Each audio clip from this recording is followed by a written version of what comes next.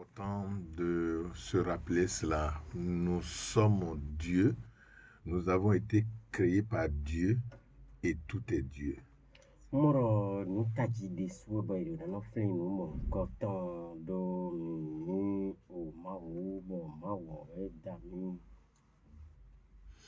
Ça peut gêner certains, mais je vous le dis en vérité, la création et Dieu, les deux sont inséparables. Esi in bo gba me de no kume lo bo je na do mi. O en didale o ma wo e o bi ku ipule bo in ma wo. L'incréé et la création sont une entité. E ma dale a odo e ta kon bi ku yo yin do po pa de ku. Alors tu dois revoir ta vérité de ce monde pour changer ton mode de vie. Òun àdùnà kpọ́n wu gbɛ̀yɛtɔn wɔ kɛyɛtɔn lo na xozo ninɔmɛ akpele sutɔn dia no mɔ nu dze nu mɛ gbɔn nu kplɔ mɛ to ya dùnà lɛ xozo gbãkpa de ƒe. La vie reste la même chose, mais subit tous les jours de transformation. Gbɛɛ mɛ mi de yɔ de yɔ dze de lo wɔ adza xozo de bo hani da zan de bu gbea. Et donc, tu dois apprendre à subir cette transformation dans le temps et dans l'espace. Òun ƒe su mɛ ti yɔ adùnà tɛ kpɔ ba dza xozo mɔ kɔtɔn wa do adùnà yi bona tún de ya na xozo adza no ƒe de ƒe yi. Subir des transformations, c'est surpasser certaines vérités du passé. Xozo adza no mɛ de tɛ ka mɔ yi wɔ ya na tún lɔ mɛ dzi nu kpɔ wɔ ko ŋutɔ de de ti lo bana dzo no kɔtɔn to lo ho gan no mɔ kɔtɔn bɛ na yi tɛgbɛtɔ yi kɔn adi si ko titi ko gba di yɛ wɔ ya. Si tu veux avoir une vie épanouie, tu dois être prêt à dire non à certaines vérités venant des autres. Eyin aba bo ŋdɔ mɛ dzi gbɛto na yi gbɛ vivi bo na yi nu dzɔ te ŋu gbɛtsu nu gbo wa nu gbɛtɔ wɔn ado na tún bo na tún wɔn le wòle ya hɛn na gbɛ nugbo de ti bɛ hɛn si age de vo dzi wa nu ya do na gbɛ nugbo yi ne yɔ yi nugbo ana gbɛ. Tu dois apprendre à surpasser certaines mêmes vérités de ta propre culture. Wode su mɛ ti ɔkùnrin tó tu inú le bɛ yi nugbo de akpa de ƒe yɔ ana kpɔn bo na dɔ ewo de lɛ ti bɔ gbɛ yi ne. Puisque si notre tradition dit on ne finit pas d'apprendre, mais on finit de grandir, cela sous-entend que notre propre culture n'avait pas atteint son apogée. Eyin ɖe me dzi akpa de ƒe yɔ mi nɔ dɔ do eyin ɔkùnrin do mɛ kpa ƒe li wo sɔ na nugbe mi tɔ mi nɔ dɔ su wɛ ni nɔ su vɔ eno nyu mi vɔa exlẽ ɖe me dzi ɔkùnrin do eɖo o nɔtɛ de ƒe mɔ kɔtɔn no bo ka xlẽ ɖe me dzi nukɔ yi gbɛlɛ kpo ni ɖe akpa de ƒe. Si on ne finit pas d'apprendre, ça veut dire que nos ancêtres aussi n'ont pas atteint le niveau sublimé de la connaissance. Eyin emlɔ gbɔn emlɔ su vɔa bɔ nuyɔe nɔ le dze nuyɔe dzi exlẽ ɖe me dzi tɔgbo mi tɔ le de sua nue ɖɔ wa yi kaka mi ɖo wa kaka le bi ƒui nubo ko yi nubo wa fi vɔ tɛ ɛlɛgbɛ kpo nu yibɔ egege gbɛ kpo ɖo nu kplɔ ekamɔ kɔtɔ mɛ tso dzo mi do. Il n'y a pas cette culture qui ne connaît pas de limite dans la compréhension des phénomènes de la vie. Oh, wendo dede le do ke ye me le bo ye mi na me dzi ekun do do e o gliten die no ten die e do le do nu ko igbe to me nu ko ton de ya e fo mo ko tu zo bo nu do ti je ji o bi pe mu. Vous savez, quand je sonde tout fa chez nous avec sa grandeur infinie, j'ai pas vu un seul fa qui parle de la ratelle. En da me dzi gbedzi fa kpa ƒe bi hui le do sro kaka mo kpa ro kpo ƒe de me be ken do ratel kalere mo. Parce que nous n'avons pas son nom. Aha, do mi do o ni koton do o gbe mi to me fia. Donc, si nous avions connu cet animal, forcément, il fera partie d'une des légendes du fa. On bon da me dzi kan mo koton i ro ratel ne mi ko tumbo tu ni to mo e tan do fa kpa ƒe e do na je hakɔ hafa de fine tan do nu wa de me. Ou bien si quelqu'un qui m'écoute connaît le nom de cet animal en fond, qu'il me le dise. Vla vo le nyoe a si a indo o nko kan mo koton ku do mi de be ratel me de ton do wa no gbe mi ton ifon gbe me re na do mi si. Je cherche encore le nom de l'ours et pas ricochet l'ours polaire en fond, je n'ai pas trouvé. Et puisque je n'ai pas trouvé, je ne l'ai pas trouvé dans l'une des légendes du Fa. Bon, atankalende subero usenen bo ndo inko ton ba we kakato fongbe meleyo ka je fidion mo amo jewe e ma ja ko ha fadi pakwe di fine bo nasi hudo lo mo ija ko ha fadi a nko to ma tun jeso e tu nko ton ko mo nko ton we di so e na ko do akojije kan ti chari ha fadure fine. Peut-être qu'il y a un animal qui se comporte de la même façon et qui a son nom d'enfant. Vlavoneyo ya kan le de fo si tin lo bo ni no me ko do mi de bo wusu ne no do yo e do ni no me ne bo e si da ko jije ha touré fa pakwe. Cela sous-entend que vous êtes appelé à maîtriser votre milieu vital, y compris vous-même. E ni okhle do men ji dan mi do na ton yi ji mi de ko do no le do mi le bi pi pan ti tengbe de je ha ko e po do pe mi ton di su pan. C'est pour cela que vous pouvez apprendre à donner, à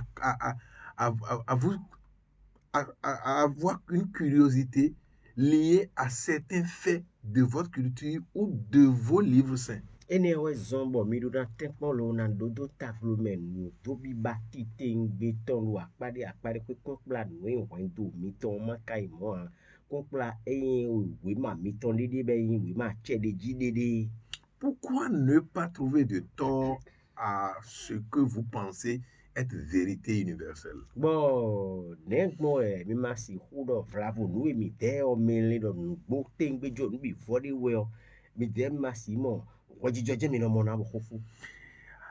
Est-ce que vous ne pouvez pas trouver de tort à la chose et peut-être demain comprendre que c'est vous qui n'avez pas raison, tout au moins cette démarche? Ete ti gbonde bo e kan do nu e so abodo meji nu bo ble bute bo nu bi fodi we o nye ko modo nu ne o nu bi fodi wa vlavo lo na kinu me po fi mo nkan ton tubo vlavo aso iru na ho mi si wa do ai wo e ton jo abo mi no so mo no meji o ble bo je ko ri bo nu bi fodi wo. Hier, on nous disait que la main n'attrape pas la vipère. Mais aujourd'hui, demandez aux gens qui vendent des osseux, des trucs animaux à la forêt, au marché, ils vous diront, ils vont vous montrer comment ils attrapent ça facilement. Oh, so e wa iro khugbe mi ton me o mi no do meji ya lo mo no wuli jo pata mi no do ai bole so do kon pa me kaka bo da so wi de yin pe. Egbe die mi kan bi ye me no sa o jonu teme le da khi o me da khle mi wole wuli so lo do wuli na pa lo kan yo ina do nu mi si. Et non seulement ils attrapent, mais ils attrapent même moins efficacement que les blancs. Bon, e do meji you know wuli po ya me wole wuli yo vole no so lo do wuli na yo ye de le wole kholo ken yo e de te ro so le bo tu on le wuli na. Les blancs vont jusqu'à attraper facilement la bamba, le mamba noir, le serpent le plus habile et le plus dangereux du monde. Oh, yo vole ye tele yo you know wuli o Amassé. you know wuli pa lo ko. Ye te no wuli yo ne ka yin o tande we yin bo no a di veton di yo a di veton ko gan di ve ko tin do dans les bisi e be ka yin kan le bo ni la honde sou ti ting beton. Et donc nous allons faire attention avec notre connaissance d'aujourd'hui. Mi do na tempo ba mi ton e do na do de leji nu mo je nu me mi ton e ho me mi do na ko do be ji e le ko flemme de le ai. Nous le crions haut et fort, et même à Diakou, il a chanté quand on bon mono glément. Je connais des moutons aujourd'hui qui mangent glément. Mais non, dans mon dos, tu t'es béton, si bon les édos, on pas merci, ben non, de métier, quand on bon mono glément, bon, non, tcha, non, dans les finailles. Mais à dire que il est nommé, on mon coton, à s'en élève, merci. Et ne, il y a ça, et bien, tous voilà, et non, et quand il n'en a pas appétit pour elle, alors. Et donc, nous allons faire attention. Tout évolue et tout s'adapte à l'évolution actuelle. Mi do na wuli bon mi de bo bio mi de me kanti ba mi ton do na nya wi mi ton na ko tete ting beton de le pa we do nu poro we ton bo nu poro ka le nu kon ye bo ozu tintin wa jadi di yo tintin wa nu gege me. Et c'est pour cela que nos gris-gris ou tout ce que nous avons mis dans la chambre pour dire que c'est gris-gris, nous avons besoin d'actualisation.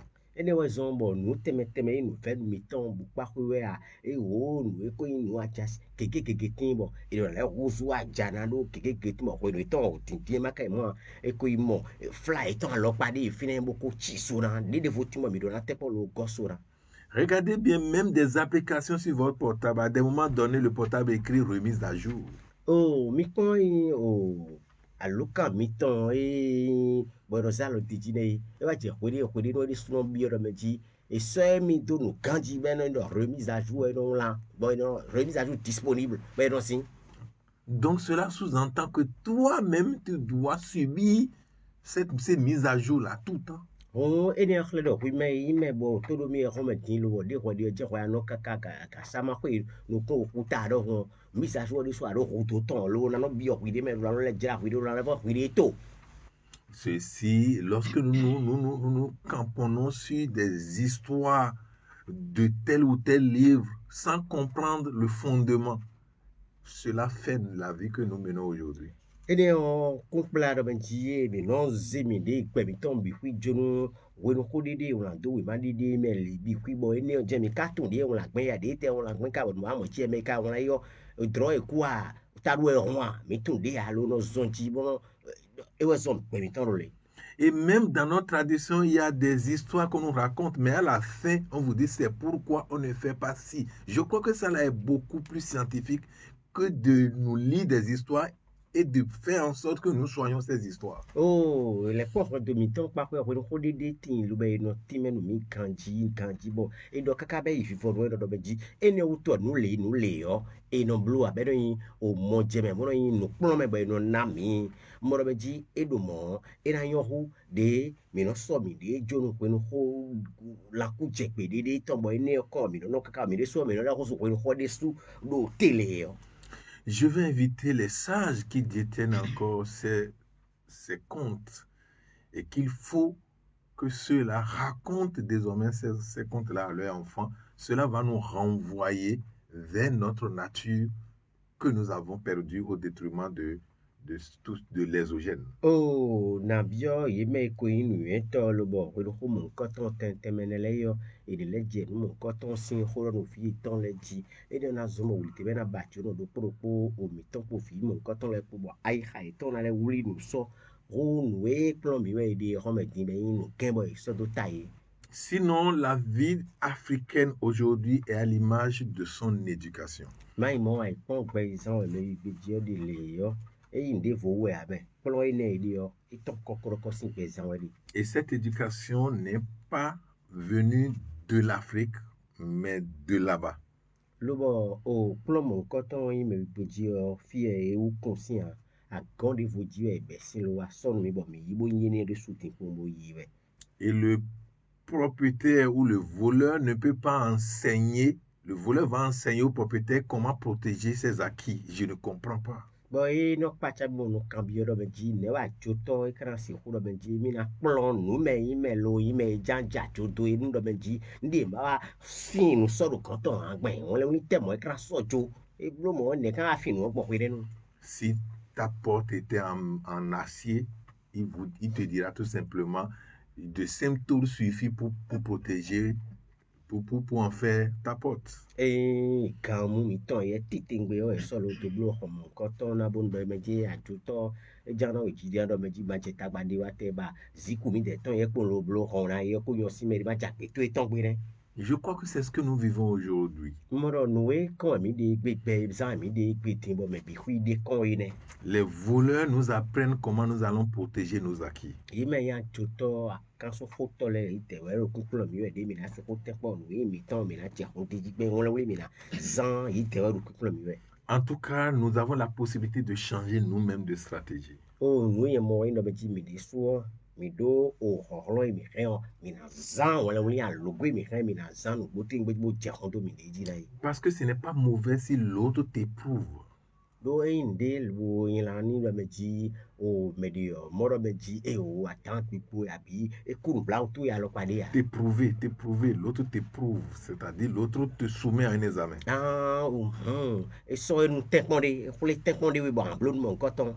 Donc, devant l'examen, tu es appelé à réfléchir. On doit me dire, examen mon coton, nous quand à dire, tant, do na li nous point, do na bata ben pensé. Et plus tu réfléchis, mieux tu grandis. Le on doit me dire, à calin tamé ganji, nous pour dire, bah, il met à rien, analin tamé, clair de me dire, alors sous. Et quand tu grandis, tu élabores de nouvelles stratégies pour ne plus être éprouvé facilement par la même personne. Bon, nous doit me dire, à cadeau, nous limpons, ganji, bon, alors sous, limpons mon coton, mais après, ne ko ya ko du de jine mais de vos sans les adon vous de me dire les so ko te ko mon coton ko le pepepe. Alors demandez-moi comment grandir. Hemi na cambio mi do me dire bon ne we kasi ou subo. Moi je vais vous le répondre par le fa digouda. Nyenye na mi 50 ans bon o fa pa pi bon e ni o tipu taiwe na mo jebene. Grandir dans la vie, c'est donner à ses pensées des tournures positives. Et donc nous on a sur le gbelo me de mi de o ana tempo na ndudu weziza ton ndudu nubododo ton ndudu nu ganji ton e we anana lini tuele. Ainsi, devant les situations les plus compliquées, l'on trouvera presque toujours la meilleure porte de sortie. Et nous timon nous djema nu weonu awa bo gufi fonde wa nu djemeji de wa rontogbo yana gbombo ton sinu mo koton me maman ouvert so etende me rontogbo na hunu djema. Il était une fois un chat attrapa un oiseau tisserand bien gras qu'il tenait entre ses griffes. Wede no timbo o awila o miton lo e wuli xevi no yodo o kone suvo xevi ne o ka do la gandi bo jo pede la tomeo awi o rien do fenu. Il regardait l'oiseau avec un air d'appétit, s'apprêtant ainsi à le dévorer. Bon a tutu miton lo edo xelo okpon e bon amodo xove we simbo edo xe okpon nu bodo adove bo ndudu jule bo pede we po do ekoro nu so e mana motendo vun la ton dialo tomeo. Tout à coup, il songe à s'amuser un peu avec lui avant d'en faire son déjeuner. Bon, lili de vole wani troube donc da hun pere xa xevi lo kwe chubuka huyo e makranyo. L'oiseau tremblait déjà de la tête jusqu'aux pattes, voyant sa mort s'éteindre. Bon xevi lo e komodo o mokuton bi bono siso sin takaka wafo. Il réfléchit un instant, comprit et dit: Elni tame adiji metonde bo monokun jenume bodo. Monseigneur l'empereur des chats que tous vos collègues imitent se lave toujours le museau et les mains avant de passer à table. Le connaissez-vous? Oh, a tutuite akatondo dile a khosu a tutule ton ejan du nuo enon ko ikla lo mono blede do ganji chono adu noa akatun a khosu a tutuite ton eneon. Bien sûr que je le connais, répondit le carnivore sûr de lui-même. Oh, a khosu eneon a khosu meton esin tuin. Oh, a tutu meton do mo podo jidi de metuin bo po. Et il ne voulut pas être en reste de bonne manière de tous les chats civilisés. Bon, au gudo e modo a e o mais mon coton le o ni lo nko soutene o meno de no wa nugbo yo e wa yin lo na wagon. Je suis un chat au même titre que mon empereur, se dit-il. Nyeso a wi wen bo nu me nu edu nu teme gandio ni lo na ko yin atutu le si akhoso. Il convient donc que je fasse la même chose que lui. Nu na blo yo nu e no blo chubu no du nu yin lo na blo ndo na ikla lo bo klo nu me wa chubu andugbe. Il lâcha l'oiseau et se mit à se laver le museau avec ses pattes de devant.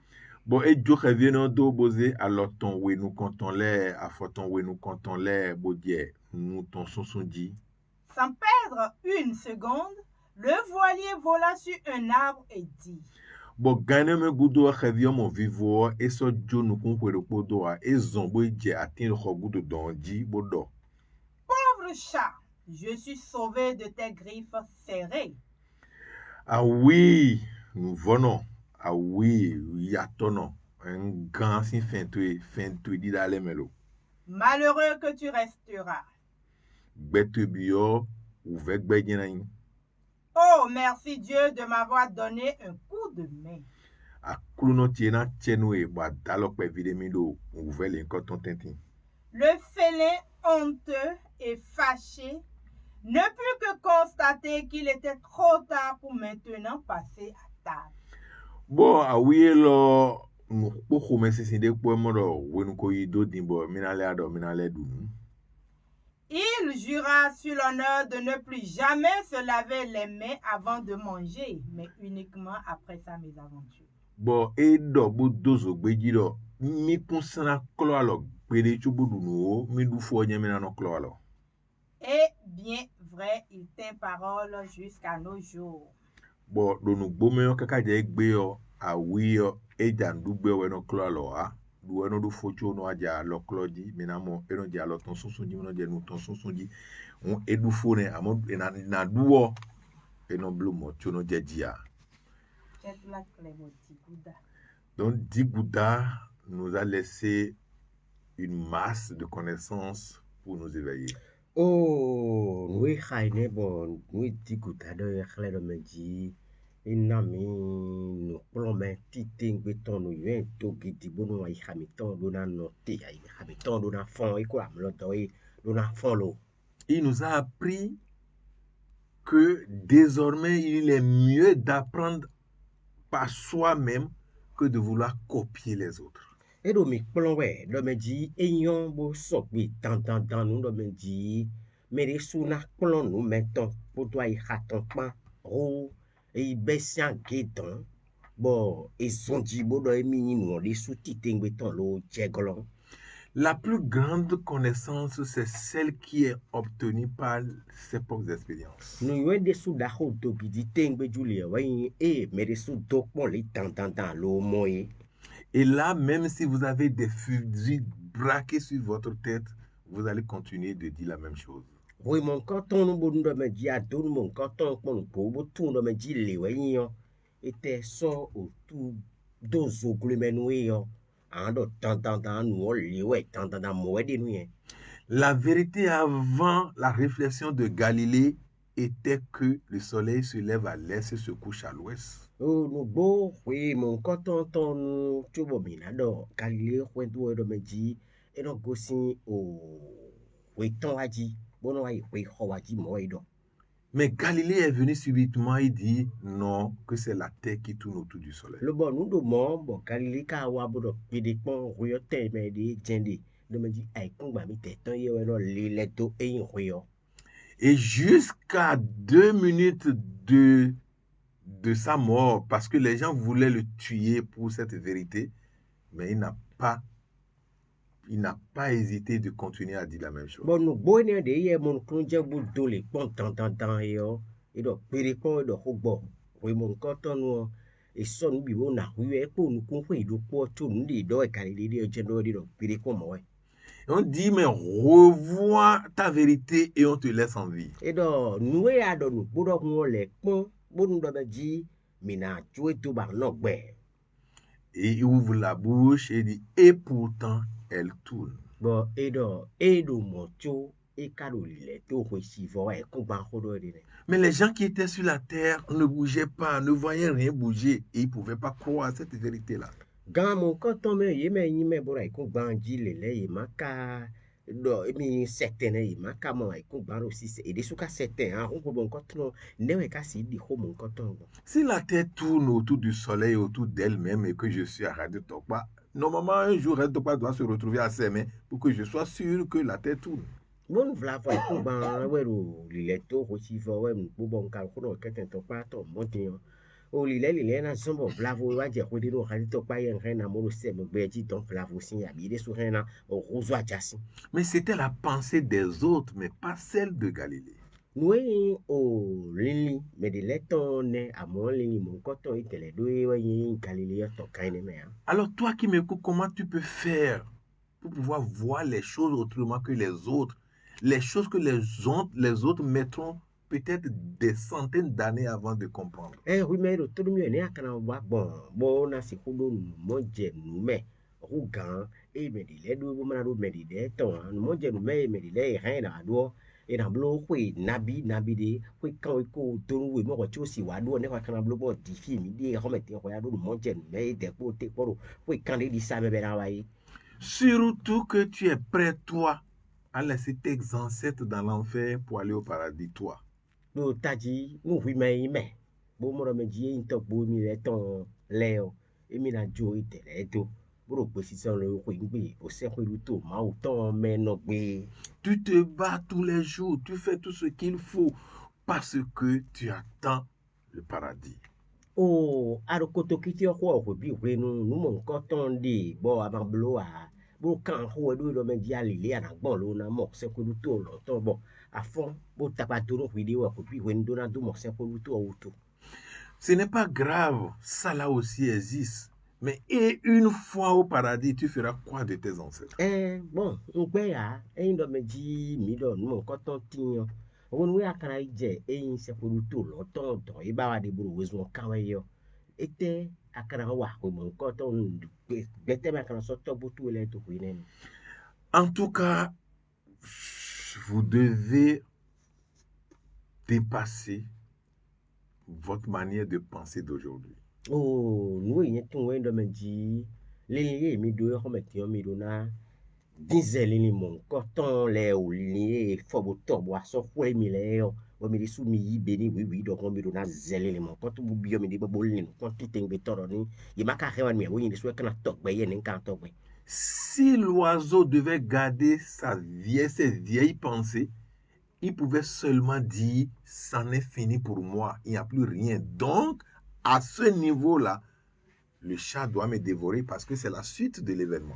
Reste souvent mon coton quand il me de me dire o les ho indo me dire je a tu le coton sin fait me ho bi fon me wa imbo hofo bo edo ndo po mi de wa mai ho je na hu mi ai do mo wa yin amoro be ji sa no pe alo le dede vole wa ni be do pe de ponya to ino to pon bo do le ne pon no bo do do ene do te bo tu mon coton fa lo pa fo clock pe abi nu clock be be do so. Mais est-ce que si je vous demande, vous, est-ce que ce serait possible pour vous un jour de surpasser les vieilles pensées pour pouvoir trouver des nouvelles solutions à vos préoccupations quotidiennes? Na cambio mi tero me ji mi kasi hu wa je gbero po bo lele ko ki do tabe mi o mi so mi ayin lele ro fene le gbogbo yin gbeto bo mo lele yo mi so ma e mo mi si wa jo lele mo nko ton to nu gbolo akuzu gbeto de furu mi de me no gbogbo kan lo me ji ai hati ona wa mi. Parce que l'oiseau a compris qu'il faut quand même élaborer de stratégies.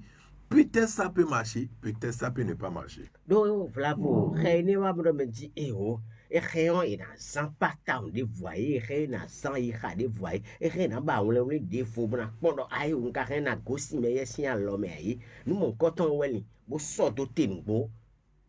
Et ce qui est merveilleux, c'est que après cette stratégie marché, il dit merci Dieu de m'avoir donné un coup de main. Bon, oui, nous bon vivre in de me dit zan wala mon coton bon. O wala yon nous bo din bo nous ba de je ko bo je kan bo yo. Non voit pour me de me dit de so ba wala mon coton pour ma mele to pinu. O pedateur de me dit na chen we ba na mi ai khade be do dalo mi da pare kwe. Ce que je veux que vous sachiez, c'est un coup de main Dieu vous donne. Nous njuro bo mi na ton wa in de me dit alors do me pa kwi di we ma wo no so mi. Si vous ne vous battez pas avant d'avoir le coup de main de Dieu et que vous restez là à ne rien faire, même dans la Bible, il est dit celui qui ne fait rien est appelé à être jeté dans le trou à feu. Oh, nous demandons, moi j'aime ouais non mais dit, mais nous dans tes qu'on a tout gandi à l'ok pas de quoi tu m'as wa rien wa l'okonu mi, mais moi bon mi no fine pour ma tout gandi bon moi me dit mi à l'ogo ba yo, mi à l'ogo ro poli na mo gbe mi to me mi à no fine pour puis ko kakabo an len no mo kakabo di to e do ele do to o we mai mi no zeda wa tabe mo yi pe po sun do kan to me do me ji, mais yi me lo mo na wa ndi ayo. Ben fole no to gidi o yo wena ime kudo to ina so into ene lo suko do. On appelle ça l'indifférent, celui que rien ne touche et qu'il est là seulement et il n'est même pas prêt à perdre ni à gagner, il veut rester neutre. Celui-là, le trou béant à feu l'attend. Mais ne o me bon e do ndi budo ndi kan ye de na no je no no agasa e do o hutai we nous qu'on a quoi nous fait qui fait bander à mon ouais mais ne hodo midi on ene ouais mais ni peut-être mon coton là il était ouais tout ene. Il est dit que Dieu ou un chef aurait partagé de l'argent à 3 de ses enfants. Un a pu dépenser et gagner, l'autre a dépensé et l'a perdu, et le dernier a creusé un trou, il l'a mis dedans pour dire son père est trop sévère. Et le jour J, c'est lui là qui a été puni. Même celui qui a perdu, on ne l'a pas puni.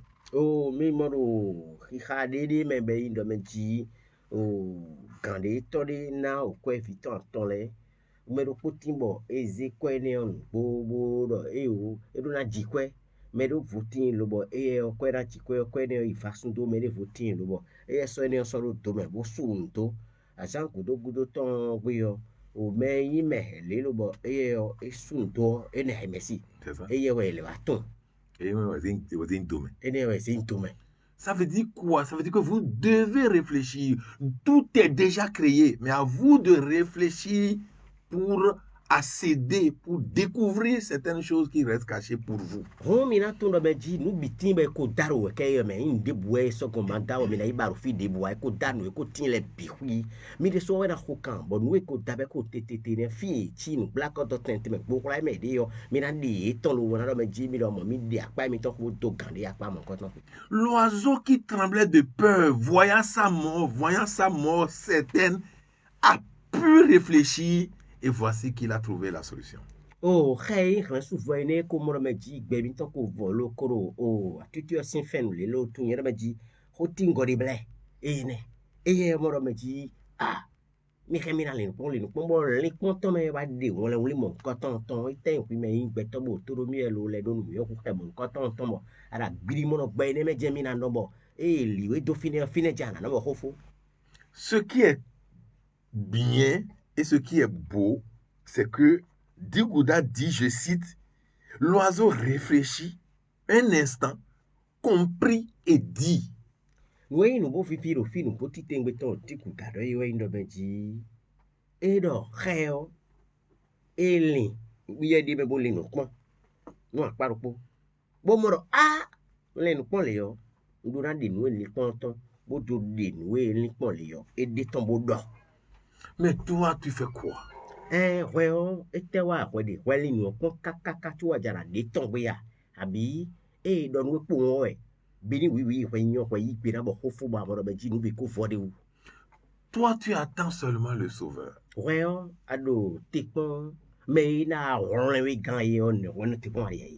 Vous savez comment dans les traditions hautement spiritualisées, ils posent la problématique d'un triangle. Oh, miton do rento bibozo ato titingbe ton le do naï hagade dio.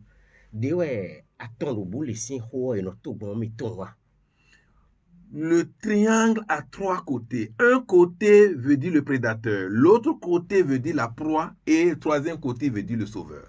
On attendre bout les parquets à part au potin. Boy tele on ouli kan le o tele yi. À part de votin ben nous vot d'abord rien à oublier. À part de votin ben rien dalomé.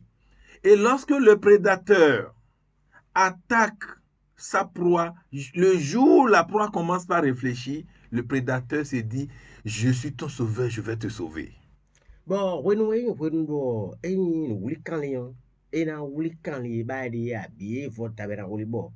medio eje atansin jiperi abi eje tasi jiperi le woje ole ne we no me yin wuli kan le no adomeji yin waja na horo gagbe mo le gan to tu we yin no aje ne do ninji.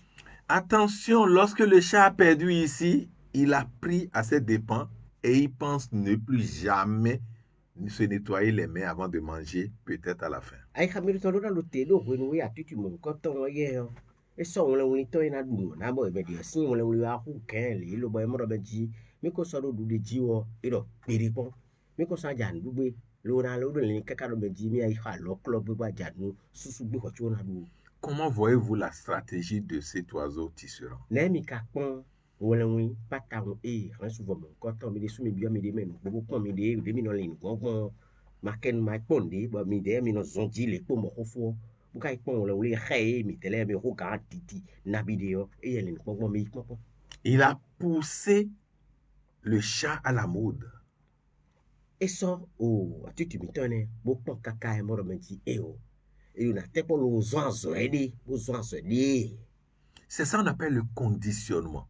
Et ne ouais no lo do menti ni no mede reina no le ko tu na si hudu de dio. Et c'est ce que l'Afrique vit aujourd'hui. On l'a conditionné à agir d'une manière. Et quand on le fait, c'est le résultat est net. C'est comme ça que vous devez agir. Et ne so me be dio tion ni no mene si an pa e to ni be ni no mon ko ton ko bon do be di ka son ni no me de bo zwan so de da so ni an wa yo. Azo ene si beza media na no titembeto. Ce conditionnement est dans tous les domaines de notre vie. Même notre propre culture nous a conditionnés à être qui nous sommes. O akpakwe mon ko ton iro liwa na no bo to bo ja kwe yo. Eni iro akpakwe le bihui ni no mi ton le bihui a jale bihui jiwe de. E tele kon ko to mi ton li so akpare kwe bo ko to mi ton si on le wuli de ki mi go yo die mi no. Ce conditionnement, vous allez rencontrer ça à l'école. Si vous envoyez vos enfants à l'école là, soyez sûr qu'on est en train de les conditionner à agir comme ceux qui financent l'éducation le veulent. Et de me dire, si mi ton le de so mi na mo do be dia some. E no yo de so. Et ça est tout de bon mais ni mais le boy o do na ti o ma do na plan no le yo. E de ko e ton de ton ni no me di ba we de bu ndo me di mi de so mi na no fi mi ton le na no. E ne be so mo itele ye do o noué ho do itere ni o e de kon mo do e o le na chile. Quand nous on était tout petits, peut-être que pour moi c'est encore arrangé. Quand les Atavi allaient à l'école, c'était un caillou, 2 cailloux. C'est comme ça ils apprenaient à compter. Onwe mi de mi da so me iwe m kan le do ti o din do ti e so of lavo si wa do manji ko konte kan mon ko to me. Onwe to cha ta via so me iwe kan mon ko to me ndo manji e na plan ko khale yo amro manji e o awon glo mi ton ye o ewe no ba bon de 1 caillou 2 cailloux 3 cailloux. Si ce n'est pas les cailloux, c'est les noix. 1 noix, 2 noix, 3 noix. E makai o caillou comme coton mais ite we kono san huire nu noa e horo mesi dem noa te kana dekin ha noa te palme ine teki mi ton lo e no ha capsule. Si ce n'est pas les noix, c'est les bâtonnets. Makai mo o potin mi ton e no ha e we no ha kaine me. Et si ce n'est pas les bâtonnets, c'est les capuchons. Makai mo o nusu konusu bien nusu enele e we no ha kaine me. Vous savez, vous êtes conditionné à rester à l'étape de ce que vous comptez. Mina tono benji ni no me sonu mi yo. E si no e kha mi de ni no me koton me mi do na no. Le caillou est du règne minéral. Donc on dit que vous êtes rien, vous êtes encore du règne minéral. Oh, et ça, oui, à mon coton dion, à part quoi do, noué, nous, l'eau, y'a bon do. Et Dijo mettons, et oui, mi, ou clair me dit, mi, Dijo mon coton, et ma queen dia, beaucoup de tobi, nous, noué, la carrière, mi. Ou bien vous dites un bâtonnet, ça veut dire que vous êtes encore du règne végétal. Ma caille, moi, elle me dit, mi, au poti, oui, mi, à tissi, au pesant, mi, pour les voir, beaucoup à tissi, au weboume. 1 noix, 2 noix, vous êtes toujours dans le règne végétal. Et il me dit, bêtise, t'es qui boha, t'es qui m'a atteint, si, ou le métier quotient, mais pour atteindre, mais ouais. Et maintenant, comme au-delà de tout, vous risquez de peut-être mettre certaines choses, on vous conditionne à boire. C'est pour ça que vous êtes allé vers les capuchons. Bon, et Camara me dit, oh, et on a tout mis petit béton. Moi, me donne une dinde, bon, oui, bah, et moi, me donne un yon. Ah, et non, non, oui. Mikana ha mai no sule ra hosinoa e bo pipe bi boro meji aje e o bia no sule haji. Et c'est pour cela parfois quand vous êtes autour des casiers de billets vous dites nogbedwe. Vous n'êtes pas en train de nougbe. On vous a conditionné à faire ça. Bon ouais so mo ndo meji mi waichi o fide bo ndo meji ahaye mi onunu e bo bia ye ho mi de yo. Ai mi ton no don mi do meji mi o pedu budu e mi de ya. Et tout mi donne mon coton qui mi n'a pas mon coton pour lui mi na wai mi de. Et comme vous allez constater que quand l'oiseau a poussé le chat dans un conditionnement qu'il voulait, il l'a traité de pauvre après. Bon, mi na mo na me di e mon coton e gbata glo mi butro me di ni no me liwe mi he mi na so atiti mon coton don bon mon coton ka je kongbe lo je kan gbe yo ga mon coton a do ndo me di nous voron di pour nous avonde a o nous. Toi qui es si grand, si intelligent, capable de de détruire tous les oiseaux. Regarde, j'étais trompé avec quelques mots seulement. Oui, mais le bon, nous, tout il faut tati carbone, nous, quand on rien en zone, bon, à mon crédit, boire rien à oublier, yo. Bon, faut go with the gender, bon, l'osé de flou, mais fini, ma goubi, qui bon, roi. Alors toi, fais attention à ceux qui viennent te parler de telle ou telle chose. Oui, mais il est tout le bio, oui, des maïs, tout le monde, nous, titing, béton, bon, ou à béni, ou fit mon canton, nous, et nous, à donner, Il est dit, tout flatteur vieux dépend de celui qui l'écoute. et c'est nous, bobo, had, mon canton, bon, bedo ben mais bleton les bleton na nous bodo nous petit mais bledi ouais non sin bon do na mati ouais. J'ai dit quelque chose, réfléchissez davantage sur cette chose et manifestez, intériorisez cette connaissance et revoyez votre vie. Ndo khori bodo khori humi tanko no bata me to hum koto ende wo bio mi de me to itu slot mu gbeji mi de ponsin ai ka gon ko me kaka jakiete o pon do me di e onu ne ndo nu tewai o ka do pon bo de na tini. Ce n'est pas seulement de là-bas que le conditionnement vient, même de votre propre caleçon, le conditionnement est là. Et le wara no de suo akaton kokro ko jeno ko siame.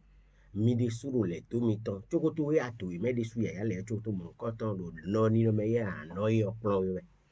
Ce n'est pas ailleurs que j'ai écouté, je suis le procureur des sorciers. Et donc, quelqu'un qui te dit ça et tu avales, ça veut dire quoi? Dès que tu as un petit souci, tu cours pour aller chez lui pour que le procureur des sorciers intervienne, n'est-ce pas? Oh, fi de voince do me di ro do ton ganda kwa si to le ton yen yo. Fi de voince de ya oui me kasi no mon koton trop le be do mon we yo. E o tu enen we bon pe de ha ya do me di di we no do bu da che no do we ha yi me ne le yo. Mi koton trop le an do we ha yi me ne no mi trop bo kwa fo. Je vois même des scènes bien organisées où quelqu'un ou une femme vient pour dire je suis une sorcière et on mange l'âme des gens et on dit, je dis mais si tu es initié à la chose, tu peux même pas en parler comme ça. Et nous attendons nous vlendi ben do benji et a si to da ho to a si no to ando do yo no we be no ndo mi no wale bro wale bo mi le blo le bo jile le bo no do to me ne din do benji e ti pa no we ho do de to me no bo ti ting be to yo e si ho do ho mon ko ton a ndo benji bo ko la te me je no bo a re ho re. Et comme vous n'êtes pas éclairé parfois, elle ment clairement comme ça. Elle ne sait pas ce qu'elle dit. Elle dit ce que tout le monde dit, mais vous ne savez pas l'écouter. Bon, les mi makado nous clomo jenu mais nous bo titing beton le ayo. Et nous la tigban ouais, titing beton, tigban, horo nouveau na do. Doe. Bon nous mo jen me makado mesi me na tuno benji, tigban do de anu do me video jendo de asonopo.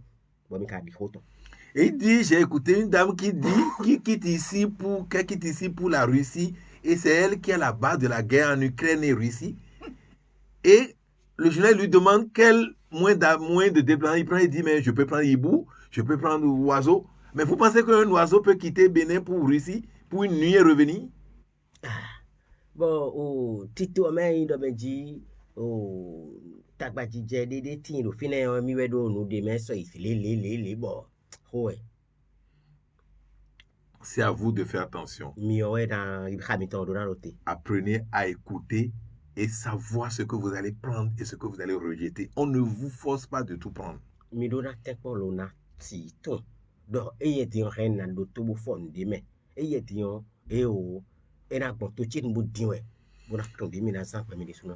Éveillez-vous et votre vie sera la meilleure. Paix profonde à vous. Ena chenu mi kaka o mesi pe minantoro mindo o nuye telo e mino anami wewe wo pe minantoro mi kaka bo dile mi kako dokundo bibe mi we me suwe no suvo eno yue nu foa o nuye e mi kodo si togo mi tore si winwi e je kalo bonu kali koto me mi he mi ale bo kundo we lo nu mi de tie o nuye mo koto kale bo so pe ka o we e lo nu mi de aji Minato pelu mi kaka o konton chedi we cheyin lo boro emi poma ahi bo mere boro je o poma ahi o to bo mi tore ko cheyin ko ni dai po ahi egbe di yon to si na da sagbede yon to si na sagbede lo bo po mo konton na jo bi wo je kal bonu ai do ki bo yo mina do susu ijlo o nuye mi de kon do kwenu mi de atabi ka ho bio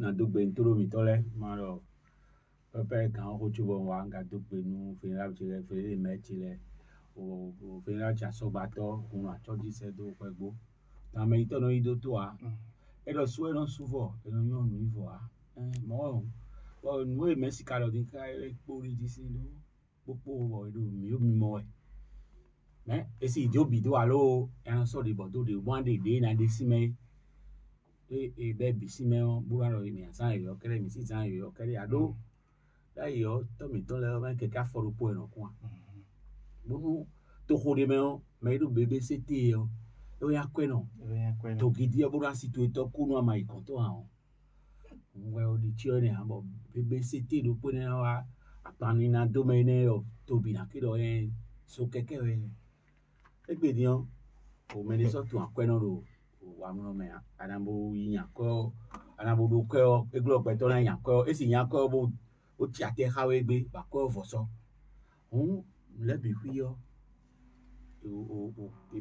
mi o de gba e mi o de to e to moto e me khole yo vole blo da yo ai moto kun de mi de kanji ka moto kun de yo moto de on ti bo no a kun de si fi si apo me o da yo an 100 litres kwa to mo ti on de ka ti egbe din bo azandion litres tenwe nu yen mo fombo jijeje bo jijeje to yan de ji han de ro fono ero hun pa me le su ko mo to nu hun o pe viro to me de su ko mo to nu to pe yo de su o nu e dogbe mi jayo we me si do de me do mi le me de ko nu yen ti o aji wo nde be sin ti to ya nde kale na foto ti to ya ayi ka we mi na hen mi ayi ka o ho do nu egbe ja me ho do nu egbe su a rien ano aji je me lo o lo do ka le ni o ka ho do ni kakao ne na chigbo ne na igbo we mai mo a onu mi plan fon gbe la lo se bo ran we yo wo ro tikte bo me ko do nu we pon we do eje ko ne a ti je mo do ka do yo we la do ho ne ni do to tendi gbe ni ne mo ka si do ìlànà tó yìí fò pé mọ ní mọ ìkàsí dọ wọn sọ de bọ tó de bó sọ de bọ tó de ẹ má ìmọ àbònú ìkóró ẹ yà pọ wọn lọ ìtsobe ọhẹyà ìtsobe ọhẹyà ọ àwọn àti ò kànlẹ mìtàn xẹ mìtàn kẹsẹ dọ pẹ dọ ní ọgbẹ àwọn dọ bọ àwọn dọ yìí mi ò susu xọ adọ fi hàn dọ de yọ mẹlẹ náà di ìnú yà ká dọ fi hàn dọ de yọ ìkà di ìnú yà tó pẹ lọ mẹ fi ni yọ ò àwí yọ di yọ tó nìyẹn di àwí do yìí kaka bo xe do awa bono so we wa wuli ka wuli yo ene xele do ai ha xe di kaka ble ho